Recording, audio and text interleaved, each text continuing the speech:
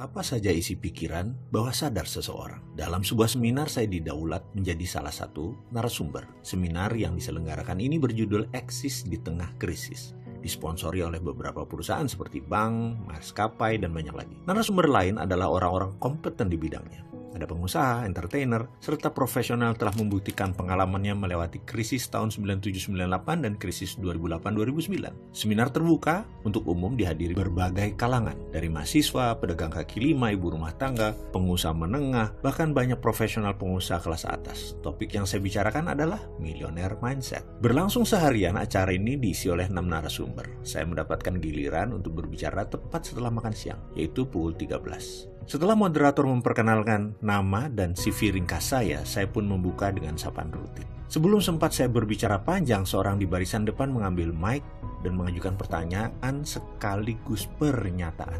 Pak Mardigu diundang sebagai apa kapasitasnya? Millionaire Mindset itu apa hubungannya dengan seminar ini? Kalau tidak ada hubungannya sebaiknya kita lewati saja, katanya. Kontan saya terkejut, dan belum berhenti keterkejutan saya, peserta lain mengajukan pertanyaan senada dengan menggunakan mic satunya lagi. Dia berada di posisi barisan tengah. Apa hubungannya seorang pengamat teroris dan pengamat intelijen dengan seminar Eksis Tengah Krisis ini? Lalu membawakan tema Millionaire Mindset lagi. Apa Bapak seorang milioner? Peserta tersebut memprotes dan mempertanyakan keabsahan ilmu saya dan korelasi dengan isi seminar. Peserta yang pertama bersuara menambahkan, apakah Anda pebisnis? Apa buktinya Anda pebisnis dan milioner? Jangan sampai Anda mengada-ngada. Seminar ini tentang eksis di tengah krisis. Apa hubungannya dengan narasumber ini? Tadi dari Kacang Garuda menceritakan pengalamannya dan kami sangat terinspirasi. Lalu Pak Lim Siobok dari Triwarsana Dunia Entertainment membuktikan kepakarannya. Terakhir Pak siapa itu dari bank. Dia berusaha mengingat-ingat tapi lupa. Beliau adalah mantan Menteri Keuangan. Catatan nih ya. Anda membawakan Millionaire Mindset, dia lanjutkan. Sementara kami kenal Anda seorang pakar teroris, pencuci otak teroris. Apa kami mau dicuci otaknya atau bagaimana ini? Saya tersentak. Panitia pun gelagapan. Moderator menengahi, baik Pak, biar Pak Mardigu yang menjelaskan ya. Saya pun menceritakan sedikit hubungan saya dengan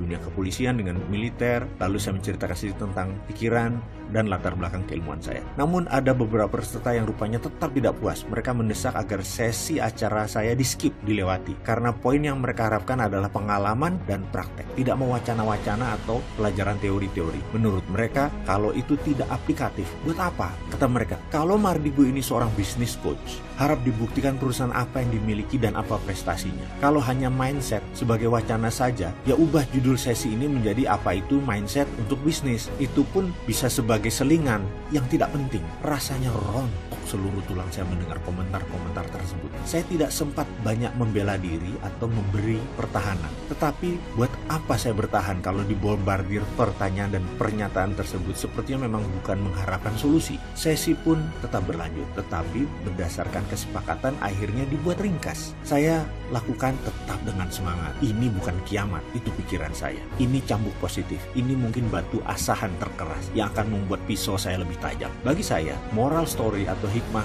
yang saya dapat adalah tidak semua orang suka dengan kita. Tidak semua orang kenal dengan saya. Tidak semua orang tahu produk saya. Tidak semua orang nyaman dengan keberpihakan saya. Tapi itulah hidup. C'est la vie. Jujur, saya gemeter dan gentar di seminar tersebut. Di balik senyuman dan perkataan saya itu, saya sedang mengalami masalah keuangan cukup besar. Cerita ringkasnya seakan sekelebat lewat dengan cepat dalam pikiran saya saat mengingat kembali kejadian yang sedang saya alami. Ayah saya baru berpulang ke rahmatullah. Waktu itu kami kurang tahu bahwa ternyata ayah kami menjaminkan rumah satu-satunya tempat tinggalnya ke bank untuk sebuah proyek. Proyek ini dia lakukan berdua dengan mitranya, seorang yang berkewargaan negaraan Singapura namanya Yulian. Yang mengagetkan adalah mitra tersebut kabur tidak bertanggung jawab membawa uang investasi tersebut. Awalnya kami tidak tahu, tapi ketika petugas bank bolak-balik ke rumah menanyakan kewajiban cicilan yang sudah 9 bulan tidak dibayar, saya terkejut. Saya pun menghadap kepada bank tersebut dan mereka membuka informasi semuanya. Saya sangat kaget karena kalau dinilai secara keuangan saat itu, ibu saya yang tinggal di rumah itu tidak memiliki harta apapun.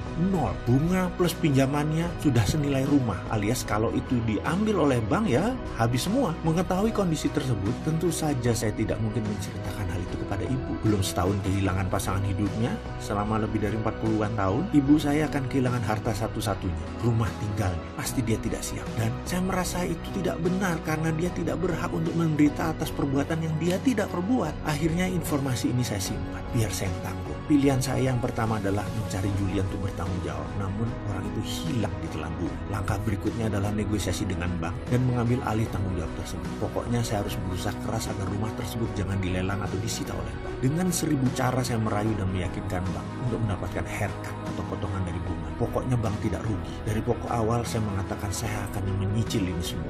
Alhamdulillah bank mau. Tinggal saya bekerja keras dan minta pengertian dari istri serta anak-anak. Ternyata istri saya mendukung. Walaupun dengan 3 anak, kala itu istri saya sedang hamil anak keempat. Mengapa saya minta izin mereka? Karena cicilannya adalah hampir semua dari pendapatan bulanan kami saat itu. Kami harus gulung tangan tinggi-tinggi. Setelah kami berjalan kira-kira 1 tahun, suatu hari ibu tercinta mengatakan bahwa ia ingin pindah ke kampung halaman di Jawa Timur. Ia ingin menjual rumahnya sebagai modal beli lahan untuk berkebun dan sedikit uang untuk hidup. Kata-kata ini bagai petir di siang bolong yang menggelegar. Memang sudah hak ibu saya untuk melakukan itu. Tapi kalau dijual saat itu, hampir semuanya uangnya akan diambil bank. Artinya ibu saya hanya mendapat kira-kira 10%. Dilema saya waktu itu. Apakah ibu saya harus diberitahu tentang kejadian sebenarnya atau saya telan dan tanggung sendiri? Saya pun melakukan hal yang tidak lazim. Saya memilih tidak memberi informasi apapun kepada ibu. Lebih baik saya menjual aset, rumah, tempat usaha, dan mobil untuk menembus bank. Lalu kami bisa mengambil sertifikat dan memberikan sertifikatnya kepada ibu agar ibu bisa menjual. Malam itu, seperti biasanya saya berdoa memohon kepada Allah Subhanahu wa Ta'ala agar Dia berkenan atas keputusan saya ini. Lalu saya berkumpul dengan anak dan istri, saya menceritakan semuanya dan apa yang akan saya lakukan. Kita akan menjual rumah tempat tinggal kita, ruko di Jati Bening, kantor pusat Rumah Yatim Indonesia, dan seluruh kendaraan kita. Kita akan cari rumah kontrakan sebagai ganti rumah kita sekarang yang akan kita jual. Saya menunggu jawaban istri saya dan anak-anak. Ternyata istri saya berkata, "Ayah, kalau buat bakti ayah kepada orang tua, kami tidak akan berkomentar apa-apa. Dan pastinya ya, apa yang ayah usahakan ini walaupun habis-habisan, tetap saja air susu ibu belum terbayar. Selama ayah ikhlas, aku setuju ya." Anak-anak saya pun setuju. "Boleh ya, jual aja demi eyang. Perjuangan ayah pasti berat, kami percaya kok." Saya menundukkan wajah saya dan air mata saya pun ada di ujung mata. Kemudian saya mengangguk, "Terima kasih bunda, terima kasih anak-anakku. Ayah janji akan buktikan kepada kalian, ayah kalian ini terbuat dari apa." Akhirnya kami pun menjual rumah, ruko, 4 mobil. Semua kami lakukan segera agar bisa langsung menembus rumah ke bank. Dalam seminggu, sertifikat asli sudah di tangan ibu tercinta yang menyambut dengan senyum. "Ibu pulang kampung ya mas, ibu mau berkebun. Boleh ya, pamit ya." Kami hanya mengangguk melihat ibu tersenyum, hati kami pun sumringah, enteng dan lega. Dan seperti dugaan kami sebelumnya, rumah tersebut cepat terjual. Ibu pun pindah dari kota Jakarta ke Malang, Jawa Timur. Malam, sebelum acara Eksis di Tengah Krisis, saya membuka pintu kamar anak-anak di kamar sebelah, di rumah kontrakan yang kecil dan sempit. Ketiga anak kami sedang meringkuk tidur beralaskan bed cover. Kami tidak memiliki tempat tidur buat mereka. Tempat tidur hanya satu untuk dedek yang kecil yang baru lahir di kamar sebelah, di mana kami bertiga himpit-himpitan. Saya selimuti ketiga anak kami,